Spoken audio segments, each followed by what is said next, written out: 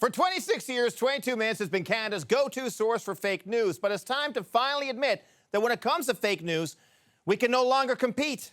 These days, fake news is used to describe the real media, mainly thanks to one man. I'm not going to give you a question. You are fake news. President Trump even claims to have invented the term fake news. I think one of the greatest of all terms I've come up with is fake. I guess other people have used it perhaps over the years, but I've never noticed it.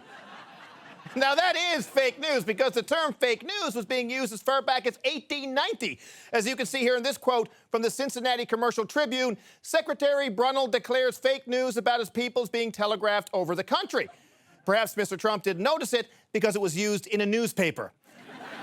So what do you do after you label the real news as fake news? You create your own news channel to say whatever you want. Trump News is owned by Donald Trump. Thank you for joining us as we provide you the news of the week from Trump Tower here in New York. Since the president took office, President Trump has created more than 1 million jobs. I'm Kayleigh McEnany, and that is the real news. No, Kayleigh, that's not the real news.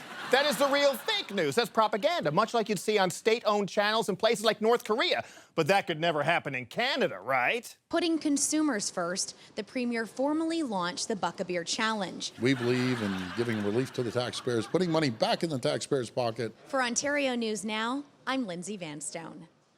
Rejoice, workers! Glorious leader Doug Ford has gifted you with Buck-A-Beer. He of the most natural golden hair has given us an affordable way to numb our pain. It is futile to resist. Reporting live from the basement of Doug's mom's house, Lindsay Vanstone, Ontario News Now. Yes, Canada's own Trumpkin, Ontario Premier Doug Ford, has started his fake news as real news channel too. But that's not all. Not only is Ford making up his own fake news, he's actively trying to suppress the real media. Government staffers once again loudly clapped to end a Doug Ford news conference, drowning out journalist questions. So Doug is saving you money on beer, but he wasted money forcing taxpayer-paid government employees to drown out the press. So I guess it evens out as long as you drink a lot of beer, which you will probably have to do if you want to make it through an episode of Doug Ford's news show. So how can comedians like me bring you fake news when politicians are claiming that the real news is the fake news and making up their own new news? I give up.